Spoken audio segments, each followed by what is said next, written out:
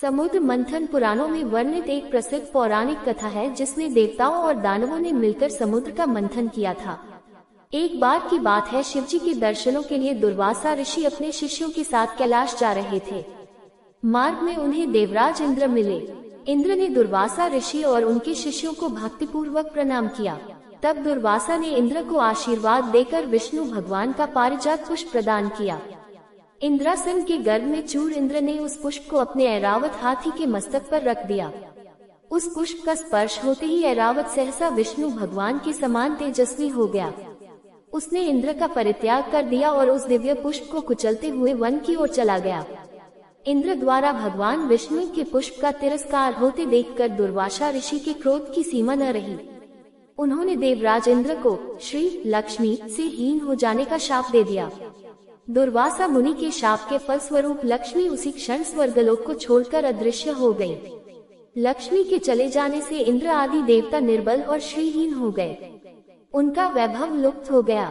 इंद्र को बलहीन जानकर दैत्यों ने स्वर्ग पर आक्रमण कर दिया और देवगण को पराजित करके स्वर्ग के राज्य पर अपनी परचम फहरा दिया।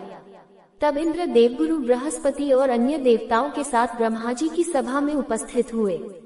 तब ब्रह्मा जी बोले, देवेंद्र, भगवान विष्णु के भोगरूपी पुष्प का अपमान करने के कारण रुष्ट होकर भगवती लक्ष्मी तुम्हारे पास से चली गई है।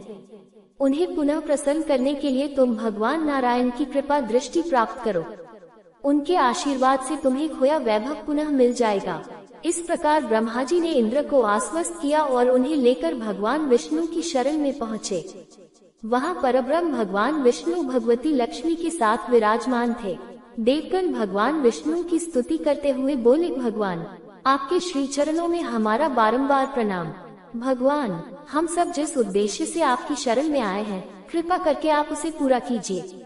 दुर्वासा ऋषि के शाप के कारण माता लक्ष्मी हमसे रूठ गई हैं और दैत्यों ने हमें पराजित कर स्वर्ग पर अधिकार कर लिया है। अब हम आपकी शरण में हैं, हमारी रक्षा कीजिए। भगवान विष्णु त्रिकालदर्शी हैं। वे पल भर में ही देवताओं के मन की बात जान गए। तब वे देवगण से बोले, देवगण, मेरी बात ध्यान पूर्वक सुने, क्योंकि केवल यही तुम्हारे कल्याण का उपाय है। दैत्यों पर इस समय काल की विशेष कृपा है, इसलिए जब तक तुम्हारे उत्कर्ष और दैत्यों के पतन का समय नहीं आता, तब तक तुम उनसे संधि कर लो। क्षीर सागर के गर्भ में अनेक दिव्य पदार्थों के साथ साथ अमृत भी छिपा है। उसे पीने वाले के सामने मृत्यु भी पराजित हो जाती है। इसके लिए तुम्हें समुद्र मंथन करना होगा। ये कार्य अत्यंत दुष्कर है, अतः इस कार्य में दैत्यों से सहायता लो। कूटनीति भी यही कहती है कि आवश्यकता पड़ने पर शत्रुओं को भी मित्र बना लेना चाहिए। तत्पश्चात अमृत पीकर अमर हो जाओ, तब दुष्ट दैत्य भी तुम्हारा अहित नहीं कर सकेंगे। देवगण, वे जो शर्त रखें उसे स्वाकीर कर लें।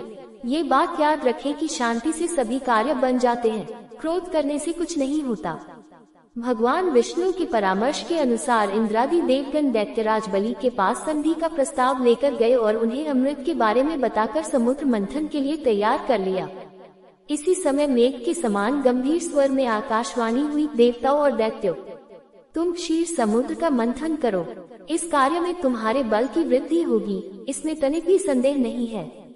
मंद्राचल को मथानी और वासुकी नाग को रस्सी बनाओ, फिर देवता और दैत्य मिलकर मंथन आरंभ करो।